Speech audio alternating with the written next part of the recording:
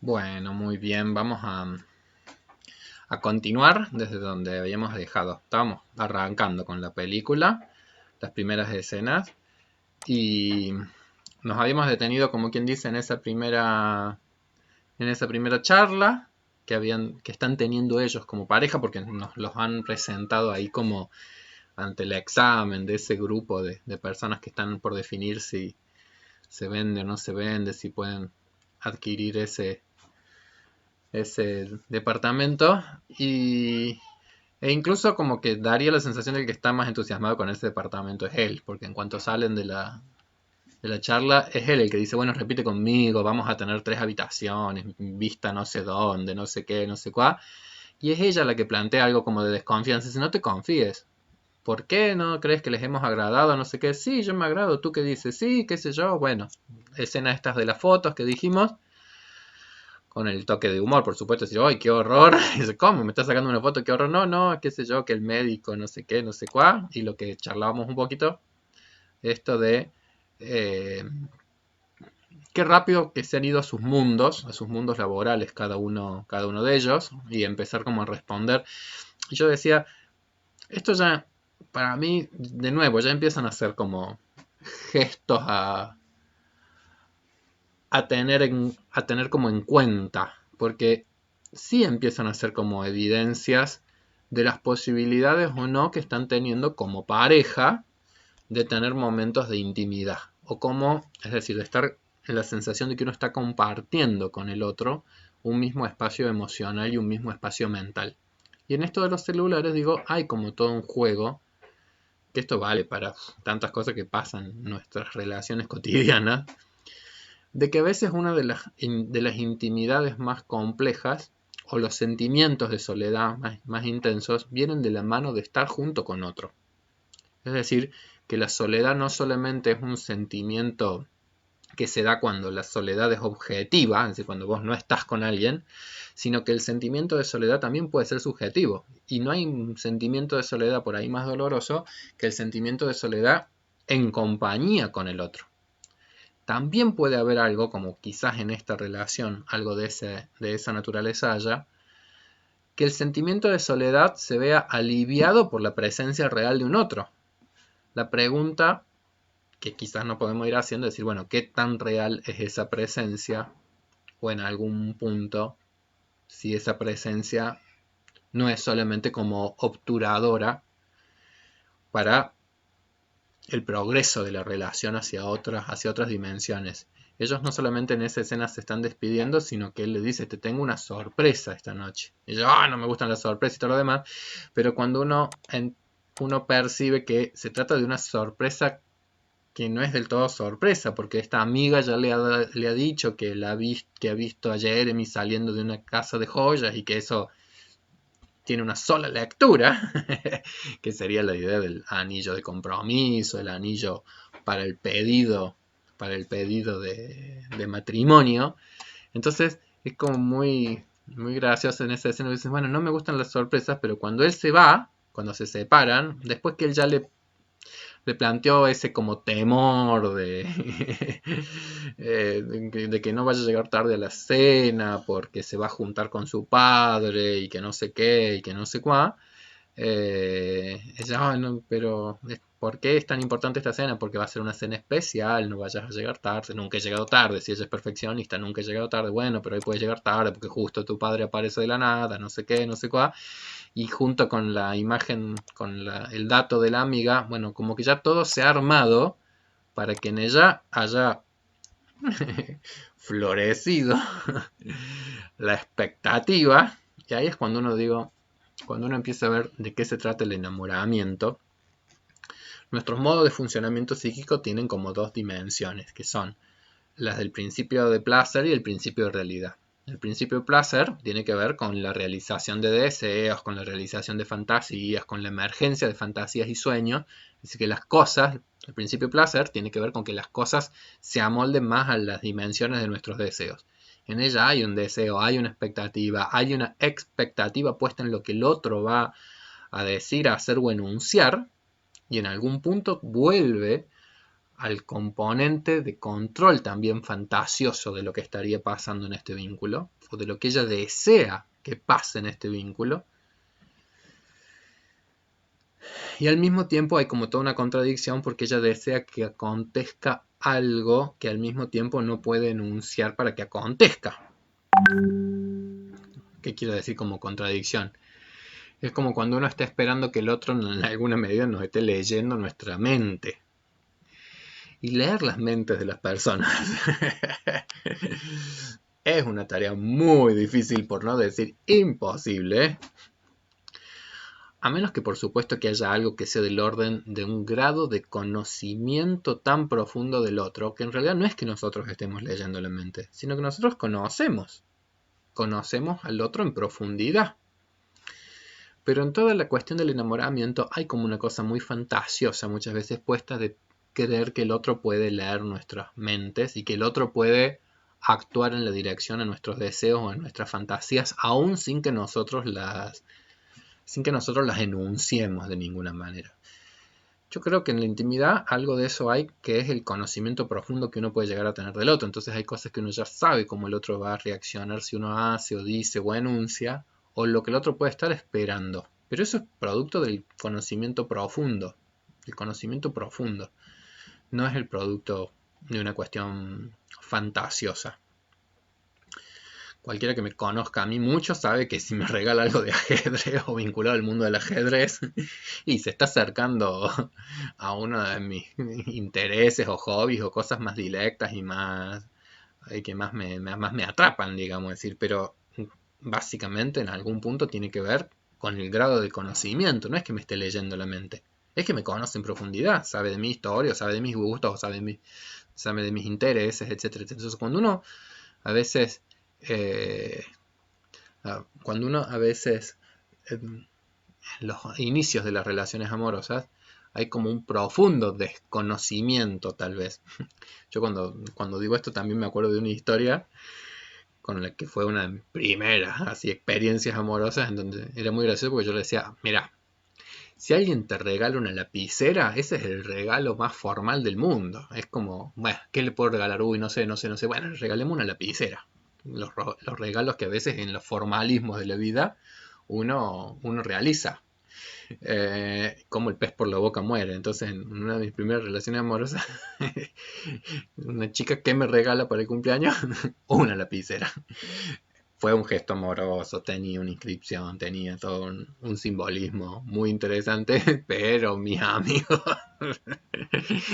nos dejaban de reírse a partir de conocer lo que yo había enunciado y que evidentemente es algo que yo nunca le había enunciado a esta persona. Entonces, insisto, la clave va a pasar mucho por la cuestión del qué conocimiento yo tengo del otro.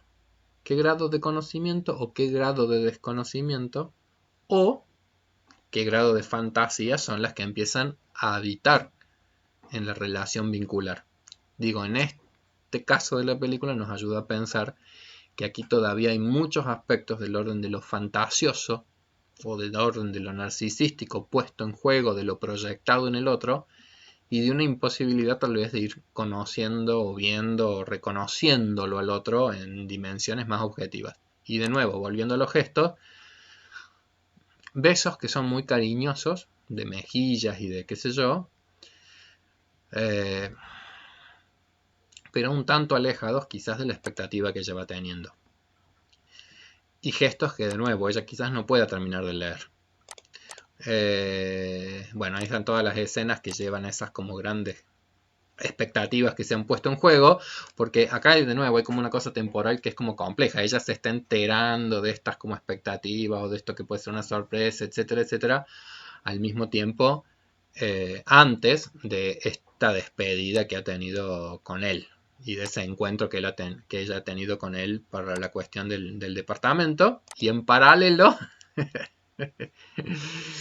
me encanta la película porque está ese juego de la fantasía y de la realidad. Y la realidad es que en esa escena, que a mí me parece tan divertida, el muchachito se le fue acercando, y se le va acercando, y cuando llega a estar muy cerca de ella le dice, ¿te casarías conmigo? El humor yo creo que tiene muchas veces que ver con ese juego, de poder ver las distancias abismales que existen a veces entre las fantasías y las realidades.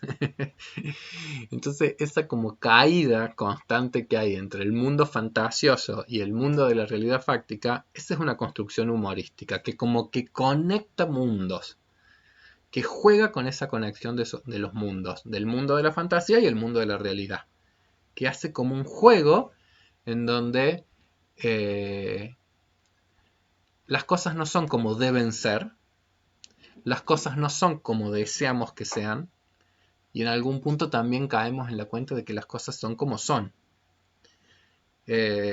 Ese juego como de unir mundos, del mundo de lo potencial, el mundo de lo fáctico, el mundo de lo real, y como dejar en relajación el mundo del deber ser, eso tiene mucho que ver con el enfoque y con el efecto humorístico. ¿Sí? El humor es como una capacidad para que el mundo no sea visto rígidamente desde cómo debiera de ser y al mismo tiempo uno pueda aceptar realidades o empezar como a comprender a partir del humor también de las realidades fácticas, también pudiendo leerlas como siendo distintas a las realidades que el mundo de nuestra imaginación o el mundo de nuestra fantasía provoca.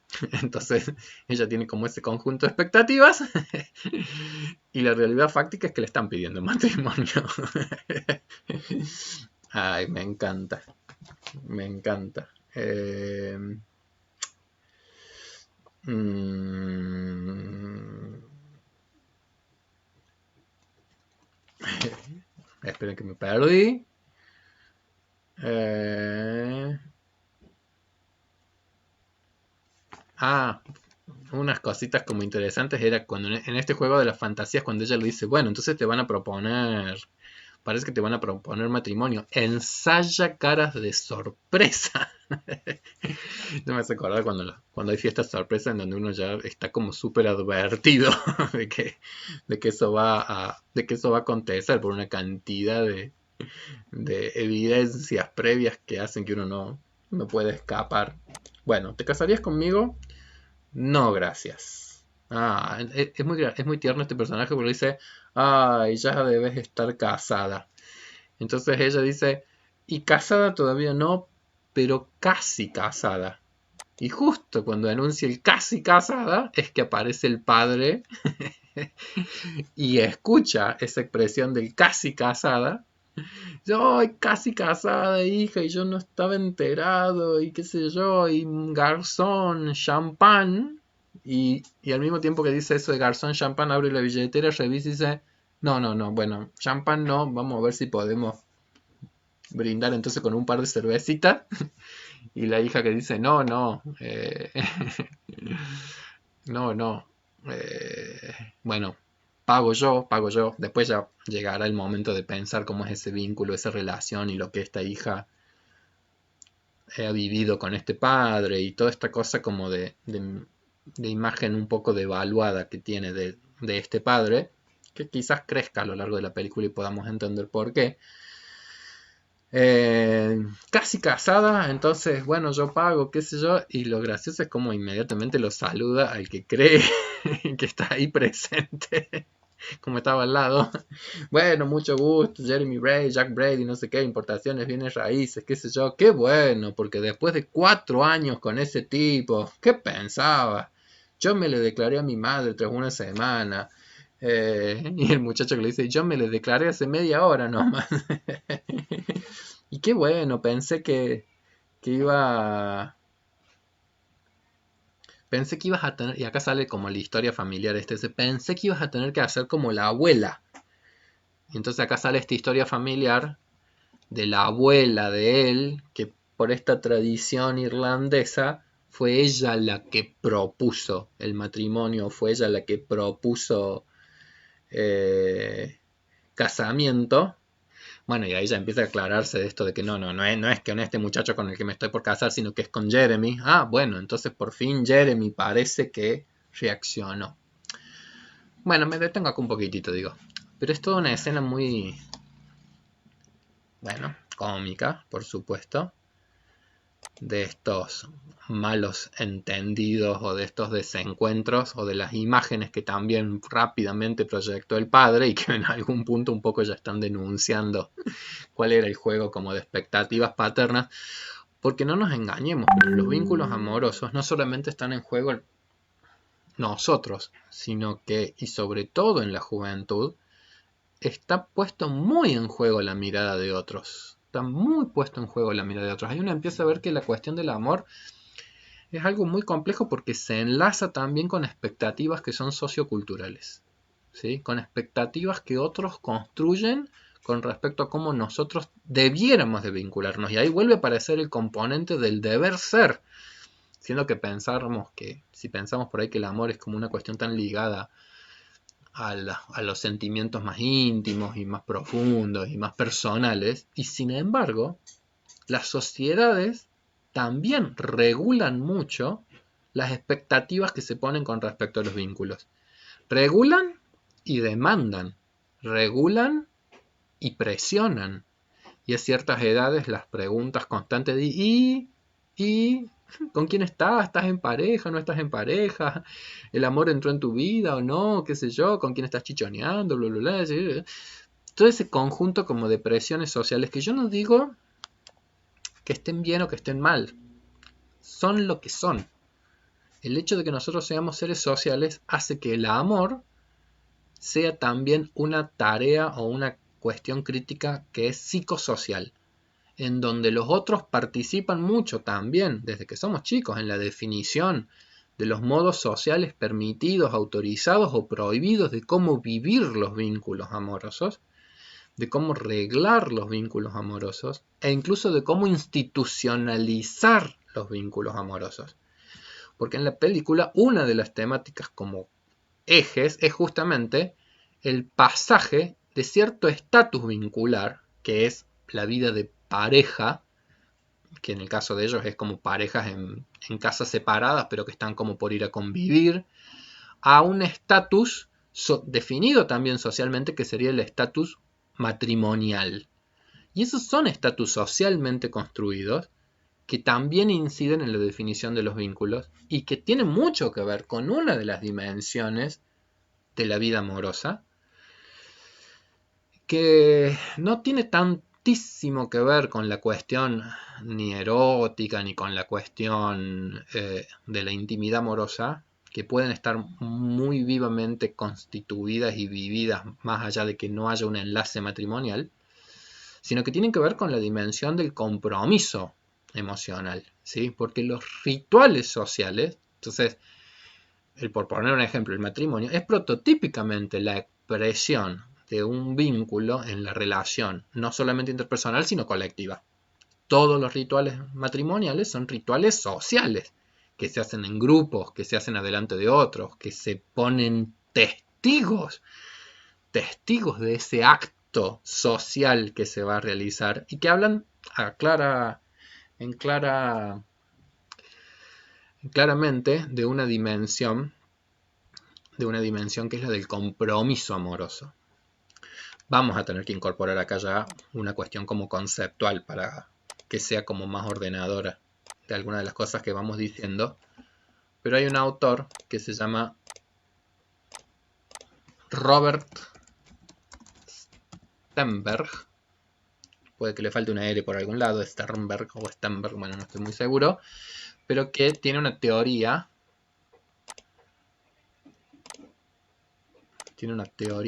que se denomina la teoría triárquica del amor. Tiene algunas evidencias empíricas a partir de algunos estudios que él hace, tiene también algunas críticas, porque bueno, efectivamente tratar de llegar a comprender de qué se trata el amor, o teorizar, o tratar como de llegar a síntesis muy ordenadoras de ello, no es una tarea sencilla, es decir, llegar como a conceptualizar y a racionalizar un fenómeno que tiene muchas cosas bastante irracionales y bastante fantasiosas, no es sencilla, pero es interesante que él al menos marca como 3 dimensiones en los vínculos amorosos, en donde él define, por eso habla de una teoría triárquica, es decir, como de 3 dimensiones, 3 planos en la vida amorosa, que les va a llamar las dimensiones de la pasión, las dimensiones del compromiso y las dimensiones de la intimidad. Y por eso habla del amor como un triángulo, en donde estarían como estos 3 lados o estos 3 vértices, y en donde además lo que este autor postula es que si se lograse como cierto equilibrio entre estos 3 componentes, quizás estaríamos ante la presencia del amor más logrado. ¿Sí? Es decir, cuando hay cierto equilibrio entre estas 3 dimensiones de la vida amorosa. Las dimensiones más pasionales y eróticas, las dimensiones más cognitivas, comportamentales, que son las del compromiso emocional, ya lo vamos a tratar como de definir, y las dimensiones como del grado o la profundidad del vínculo definida por la intimidad emocional y la intimidad amorosa. ¿Sí? 3 como dimensiones que en equilibrio serían como una metáfora, de un amor muy logrado, de un amor muy consumado, y que quizás en desequilibrios, por algunas de estas cuestiones, en algunas de estas dimensiones podremos encontrar otras modalidades u otras formas de relación o de vinculación, pero que no logren este como equilibrio. Y a su vez, esas serían como dimensiones que no sería extraño entender que en el desarrollo temporal o en el desarrollo evolutivo tengan como ciertas fluctuaciones o tengan como ciertos cambios. O que haya relaciones en donde solamente se exprese o solamente se desarrolle una de estas dimensiones, pero no necesariamente las otras. ¿Sí? Si volvemos un poco a la cuestión de la película, digo, está clara que el componente erótico, que el componente apasionado, que el componente más fogoso del vínculo, bueno, no está presente. Tal vez estuvo presente años atrás cuando estos chicos se conocieron, ¿sí? Es decir, cuando estos pibes se conocieron, tal vez en general, en los inicios de todas las vinculaciones amorosas, en los estados de enamoramiento, suelen arrancar con algo que es del orden de la atracción intensa y de la atracción erótica. Y la pasión tiene mucho que ver con esa dimensión del cuerpo a cuerpo, de lo erógeno, de lo corporal, de la excitación que el otro despierta en nosotros y viceversa, es de la cuestión como pasional que uno también despierta en el otro, de la atracción del cuerpo. Ahora bien, en los estados de enamoramiento, la cuestión como pasional y la novedad, sobre todo la novedad, cumple como un rol muy significativo. Es decir, la novedad es justamente ese desconocimiento intenso que tengo del otro y al mismo tiempo esa fuerte atracción que el otro me genera, aunque uno no lo conozca en definitiva, aunque uno desconozca enormemente, pero hay una tensión y hay una cuestión donde lo corporal tiene una fuerza intensa y la pasión tiene que ver con eso, es decir, con un despertar de fantasías, de deseos, de erogeneidad, de excitación, muy intenso, muy intenso. Bueno, está claro que en la película esa componente ya tuvo su, su esperable movimiento de descenso. Tuvo su esperable movimiento de descenso, que eso incluso Stenberg lo encuentra como prototípico en prácticamente todo vínculo, con casi toda relación amorosa, que inicia con cotas de pasión elevada, pero después empieza a tener como un proceso de declive, un proceso de disminución. ¿Está bueno o está malo que eso pase? Volvemos, no se trata de buenos o malos, no se trata de pensar que hay modos correctos o incorrectos de amar, sino sería caer como en el simplismo de pensar que hay como un recetario amoroso, sino que es comprender que es esperable que en los vínculos amorosos tengan estos procesos de fluctuaciones. También es esperable entender que por eso mismo los arrebatos apasionados poco tienen que ver con otras dimensiones como son los del compromiso amoroso y los de la intimidad. Así como los momentos de arrebato pasional pueden llevar al encuentro, también pueden llevar fácilmente al desencuentro. Es decir, porque así como apasionadamente uno se entusiasma, también impulsivamente uno puede llegar a romper cosas, incluyendo los enlaces humanos, por un arranque también de enojos. Entonces, el componente pasional, como todo impulso, tiene sus pros y tiene sus contras también. Atenta un poco, digamos, con ese otro componente que le da estabilidad a un vínculo, que es el compromiso. Es decir, el compromiso, la dimensión del compromiso, es una dimensión amorosa que en realidad apuesta a la idea de lo que es una promesa. Es decir, la promesa es, bueno, ahora y a futuro. Entonces, algo que se está como proponiendo como meta, porque el compromiso siempre tiene que ver como con una meta, como con un objetivo a alcanzar. Entonces, el compromiso tiene que ver como una apuesta a una estabilización de un vínculo. ¿Sí? Como cuando, qué sé yo, como cuando uno dice, bueno, vamos a arrancar un curso, vamos a tener este curso, vamos a ver hasta final de año. Entonces, uno se está poniendo una meta, uno se está comprometiendo, como que se está comprometiendo a algo, uno está tratando de poner algo que va a estabilizar en el tiempo, que va a regular una relación, que va a regular que va a generar algo que es como del orden del contrato. Que eso ahí es cuando uno empieza a ver cómo los ritualismos sociales, digo, claramente guardan relación con esta dimensión amorosa, que es la dimensión del compromiso. Porque es un contrato, ¿sí? Es decir, un matrimonio, en definitiva, es un ritual social que lo que establece son un modo de vinculación contractualmente definido, con determinados derechos, con determinadas cuestiones después hasta legales del orden de la distribución, de los recursos, la cuestión de los bienes, lo ganancial, lo no ganancial, etcétera, etcétera. Es decir, todo lo que empieza a ser como una definición de un pacto que es un pacto social. ¿Sí? Que en realidad, si uno se vuelve a la historia, digamos, de distintas culturas, las dotes, por ejemplo, es decir, los matrimonios establecidos entre familias por intereses contractuales de distintas familias, o si uno piensa en Fernando, creo que Fernando de Aragón, Isabel de Castilla, es decir, necesidades políticas de contrataciones que estableciesen vínculos que en definitiva implicaban también las uniones de reinos. En los contratos matrimoniales, evidentemente que se está poniendo en juego una dimensión y un aspecto que, insisto, no tiene nada ni de bueno ni de malo, pero obviamente que se aleja ya en estas épocas actuales de cierto discurso, de cierto argumento del enlace amoroso como algo fundado en causas románticas. ¿Sí?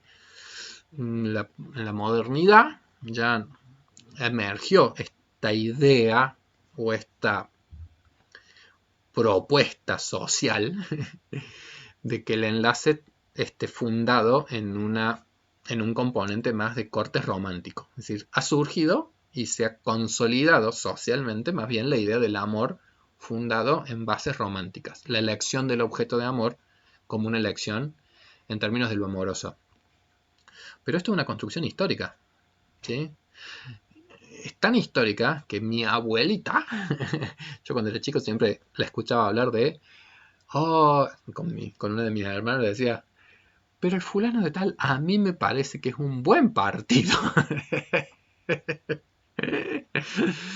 Es esta expresión del buen partido, digo, guarda relación con una definición en donde uno ve cómo claramente el amor está muy atravesado por cuestiones que eran del orden de lo sociocultural.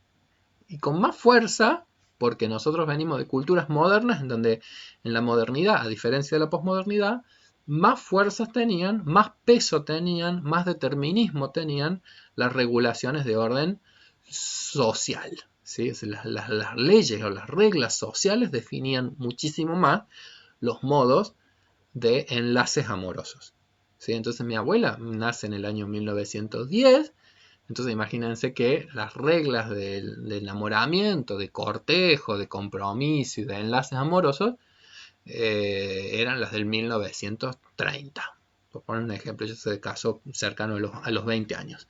Y en el 1930, el pensar los enlaces matrimoniales como posibilidades y significativas que iban a definir mucho las trayectorias vitales de las mujeres en la Córdoba, no digo colonial, pero sí digo de los inicios del siglo XX, evidentemente que muchas de las vidas adultas y muchos de los componentes psicosociales del amor estaban definidos por reglas sociales mucho más marcadas que en la actualidad. Ahí es cuando, insisto, uno puede percibir cómo cuestiones que uno podría pensar son tan personalísimas como las cuestiones del amor, no dejan de estar también reguladas, moldeadas, configuradas por modos de épocas que también configuran cosas. ¿Sí? Bueno, entonces estas tres dimensiones creo que se ven como al inicio de la película, uno podría decir, la expectativa que tiene puesta esta niña y este muchacho están más ligadas a una dimensión que es la del compromiso, más en ella, por supuesto, que en él. La pasión, algo que menos presente, y la intimidad, algo que uno como espectador empieza a sospechar por el grado como de distancia emocional que hay en este vínculo. Algo que uno sospecha o algo que uno huele por la distancia emocional que en todas esas primeras escenas se nos están mostrando, ¿sí? Y que eso, bueno, como que se corrobora un poquito en esa escena en donde tanta expectativa se ha puesto, en donde ella está esperando, que de eso se trata una expectativa, ella está esperando que se enuncien determinadas cosas, en donde ella está fingiendo, en principio, caras de sorpresas, y en donde después ya no tiene que fingir más nada en términos de sorpresa, porque la sorpresa se produce, y se produce en tanto que hay una distancia enorme entre la expectativa que ella ha puesto de un anillo y lo que encuentra que son pendientes. Y ahí, de nuevo, vuelve la fuerza del peso de los símbolos sociales. Un anillo simboliza cosas muy distintas a unos aros. Me da gracia cuando ella dice, ah, para mis orejas. Y está claro que ella estaba esperando algo para su mano, no para sus orejas.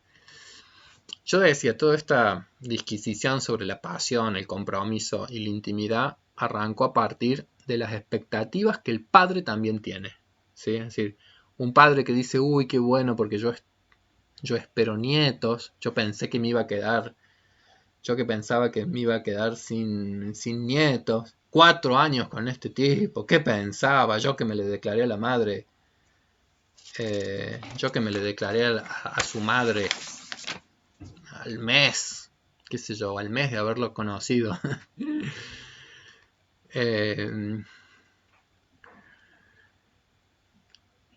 Llegamos, digamos, a toda esta parte o a todas estas reflexiones a partir de eso, es decir, de pensar cómo hay muchas expectativas sociales que están puestas y las expectativas sociales también se simbolizan en cuestiones materiales como es el símbolo social de un anillo o el símbolo de un aro, y son expectativas absolutamente distintas. Entonces, incluso, bueno, para sumarle mayor desconexión, lo llaman del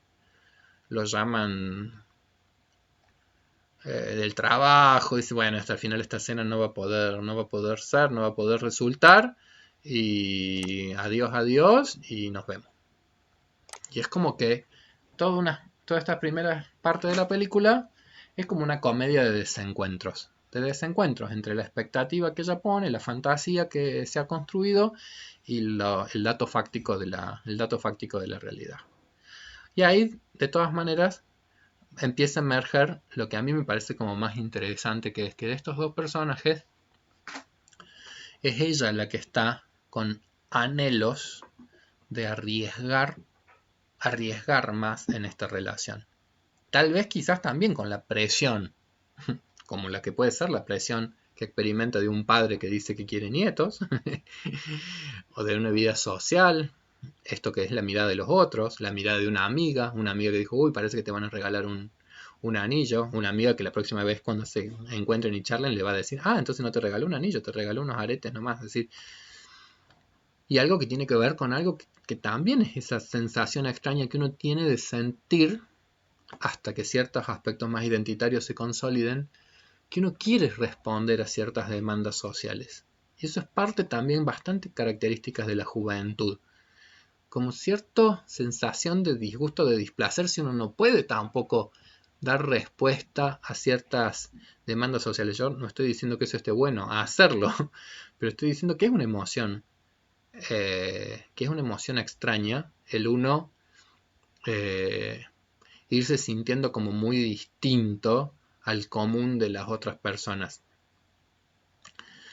Qué sé yo pienso todavía en esas tradiciones, pero hasta hace pocos años esto de la presión que había sobre las mujeres en términos de casarse o no casarse, había una obra de teatro incluso que creo que se llamaba decir, no seré feliz pero tengo marido.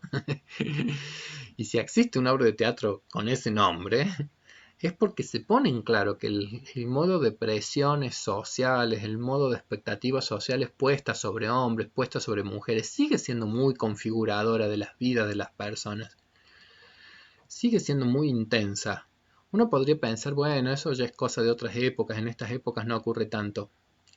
No hay época histórica en donde uno pueda escapar de las intensas presiones que las vidas sociales y que las vidas colectivas construyen con respecto a sus miembros. Uno no puede enajenarse de una cultura. Nosotros no podemos enajenarnos de una cultura.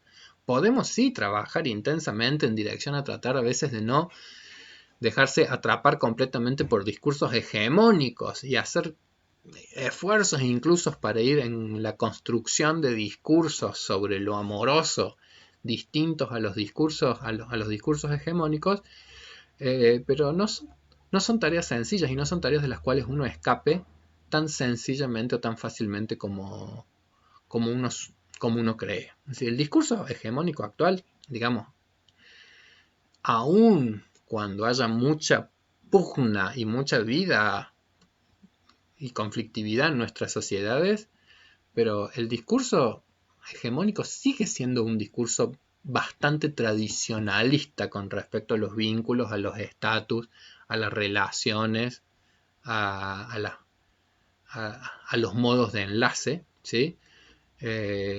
Sigue siendo hegemónico. Siguen siendo hegemónicos un modelo de familia, que es el modelo de hombre y mujer y que tienen hijos, siguen siendo los modelos hegemónicos. Lo cual no quiere decir que no estemos en momentos en donde muchas de estas cosas tan hegemónicas y tan cuajadas estén poniéndose como en tela de juicio o en tela de discusión. Lo están, porque de eso se tratan las culturas y las culturas son algo que están vivos.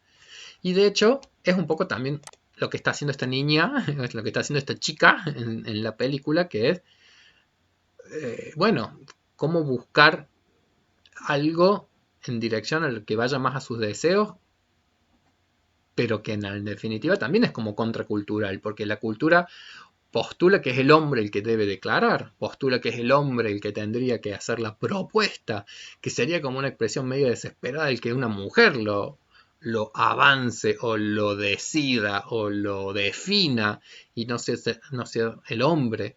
Bueno, estas cosas yo creo que están como en un momento de discusión cultural. De hecho, creo que esta película un poco rompe un poquito, porque hay un modelo muy tradicionalista también de pensar el vínculo, la relación, la pareja, la familia. Pero en algún punto ya con esos como márgenes de libertad, donde de repente puede ser una mujer la que propone, una mujer la que declara, una mujer la que busca, como quien dice, el enlace y la que propone algo del orden de lo vincular. Y bueno, y en la película entonces se avanza hacia ese punto. Se avanza hacia que es ella la que, haciendo tal vez algo que sea como del orden de la ruptura de la hegemonía, y dices, bueno, chao. Jeremy no me propone, vamos a la historia de la abuela. Esa historia de la abuela que ha pedido matrimonio ella, como a mí me parece interesante porque ahí uno ve esto que es tan fuerte que es el peso de la cultura. Bueno, pero la abuela lo hizo porque había una tradición irlandesa que lo autorizaba. ¿Se comprende? Es decir, es volver a tratar siempre de encontrar algún tipo de resquicio, de orden, en donde lo que uno haga no está completamente alejado de lo que una cultura autoriza. Entonces ella, bueno, es una locura esto de la abuela, pero allá vamos. Vamos a hacer lo que hizo la abuela. Que si estaba enamorada, puede ella ir a proponer. Y por supuesto, acá vendrá ya la parte de la película que caracteriza una comedia romántica, que es, acá tiene que aparecer otro fulano. Y empiezan todo este juego que yo decía que tiene que ver con lo controlado o lo incontrolable. No me parece, obviamente que es como muy simbólico, que se lo cuente justamente a un pastor de la iglesia lo que ella está haciendo, porque vieron que cuando ella empieza su viaje es con un pastor de la iglesia que se sienta al lado que se sienta al lado en el avión, y entonces le empieza ya a relatar, me estoy yendo, porque él le pregunta, me da gracia porque en la película es él como el que inicia la charla y cuando después ella empieza a hablar, él se hace el dormido ya para ver cómo hace para no continuar con el vínculo. Un lindo ejemplo de cómo en las relaciones humanas hay cosas que pueden ser como muy superficiales, como es esta charla que él va a tener, y en cuanto empieza a aparecer cosas del orden de la intimidad, y ella lo narra como con intensidad, cosas muy privadas, él se asusta. El cura es el que se asusta. Bueno, no, ya me está contando cosas que implicarían que si yo escucho seriamente lo que me está diciendo, vamos a tener que empezar como a meternos en una dimensión mucho más arriesgada. Mucho más arriesgada. Ella está con una necesidad de intimar. Ella está con necesidad de contar, ella está con necesidad de charlar cosas profundas que está viviendo y que está sintiendo. Lo que pasa es que esas cosas no cualquiera las puede sostener. Y digo, esto es muy simbólico, que me parece que sea justamente un religioso el que la escucha y al mismo tiempo no escucha. Porque las religiones, en muchas de las dimensiones de los contratos amorosos, son claramente, después en términos como más institucionales, representantes de la dimensión del compromiso, es decir, de la promesa que uno hace. Me río pensando en esto de las promesas que tienen como un componente muy fantasioso también por detrás. Te prometo hasta que la muerte nos separe, la promesa con Dios como testigo, las promesas, es decir, tienen mucho que ver con una organización social. Ahí es donde se ve como con muchísima claridad que las religiones son formas de configuración de la vida social muy intensas, formas de configuración de regulaciones de los enlaces humanos socialmente construidas y socialmente después muy determinantes del deber ser. Entonces, cómo las religiones básicamente construyen mandatos, como los 10 mandamientos, es decir, de cómo debieran de ser las relaciones humanas, cómo debieran de ser los enlaces matrimoniales, cómo debieran de ser los vínculos. Y prometo amarte hasta que la muerte nos separe y no sé qué, no sé cuál. Y por supuesto que eso después vienen todos los chistes a vivir por haber de cuando las personas se reencuentran en el más allá. Esa noche dijimos que era hasta que la muerte nos separe. Todas esas promesas que en algún punto hablan de esa dimensión fantasiosa de la condición humana, pero muy alejada de la realidad de la posibilidad de comprender los vínculos humanos. Las religiones entonces regulan, entre comillas, aspiran a regular lo que en algún punto siempre tiene cierta dosis de absoluta incertidumbre, que es los vínculos humanos. no hay nada seguro en cuál va a ser el devenir de una relación amorosa. No hay nada seguro, no hay nada que esté escrito, no hay nada más abierto, diría yo incluso, que un vínculo amoroso, a su devenir temporal, a sus posibilidades de encuentro o a sus posibilidades también de distanciamiento y de desencuentro.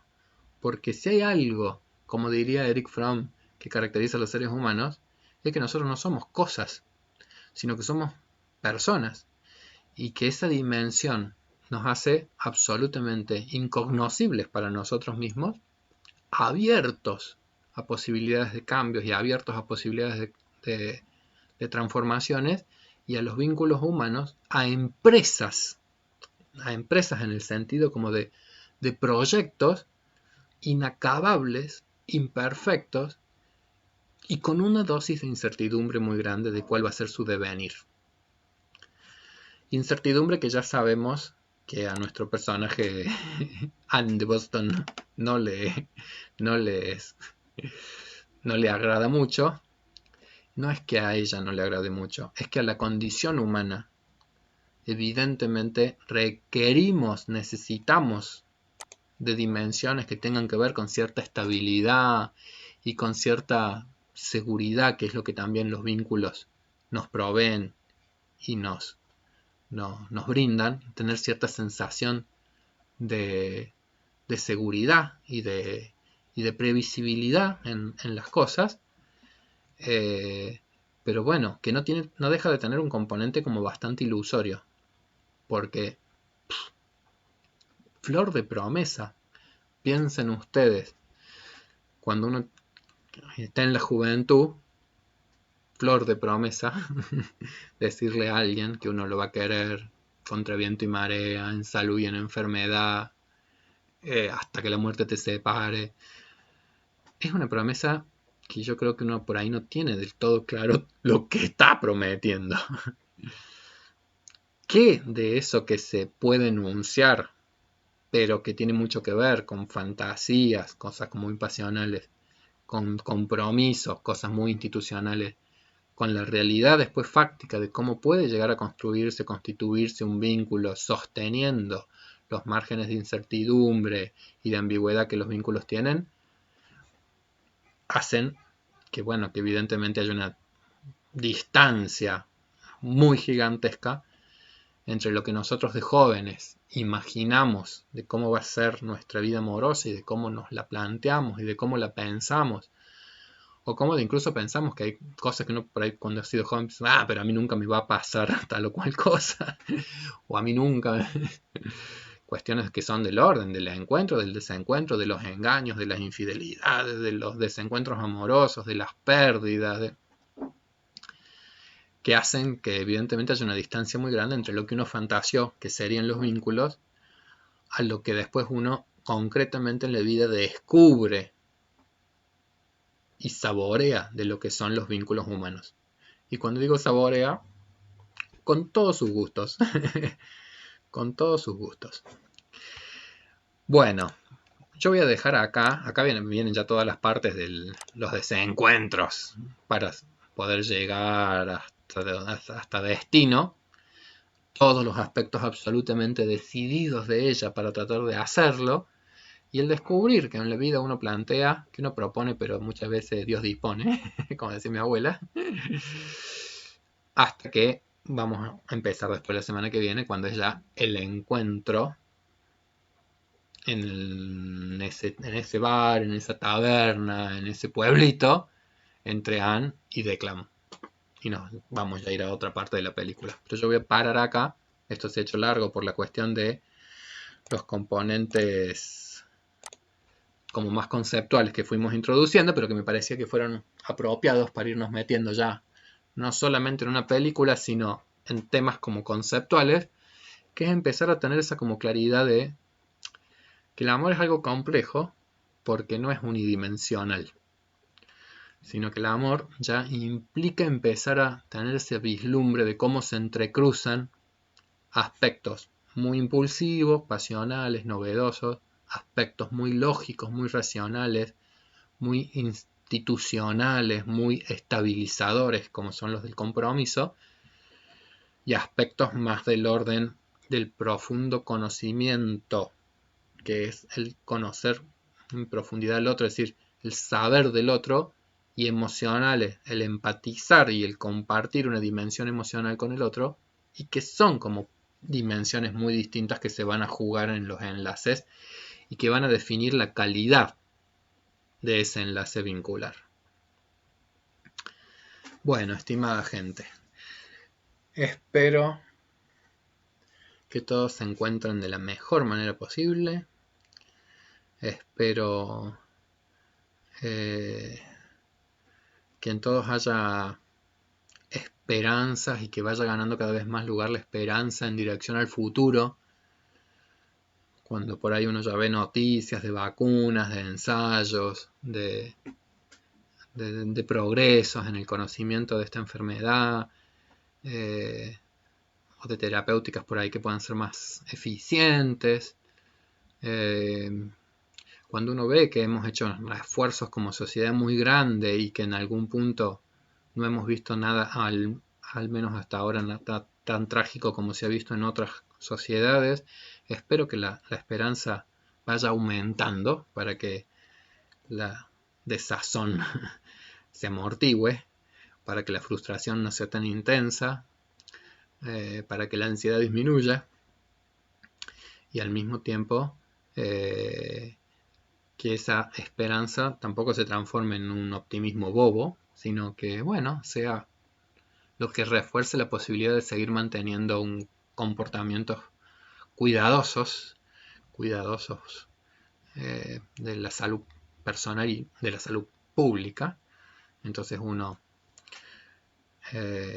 bueno, atienda a ciertas recomendaciones que, si bien tienen su costo emocional, tienen un sentido si uno logra verlo y construirlo, que es el cuidado de la vida. Así que bueno, yo espero que la esperanza vaya ganando cada vez más terreno y que podamos percibir que ya estamos más cerca de un futuro en el que podamos reconstruir muchas cosas y tal vez construir cosas impensadas. Bueno, les mando un fuerte abrazo, bienvenidos al segundo cuatrimestre, estaremos en contacto y la semana que viene continuaremos analizando las cuestiones que se vinculan al amor. ¿Me quiere? ¿No me quiere? Mucho, poquito, nada. Que todos lo hemos sufrido por su presencia o por su ausencia, por sus encuentros, por sus desencuentros, por las pérdidas. Pero vaya que es un tema que es eje en las historias de vida de todos los seres humanos. Un abrazo grande.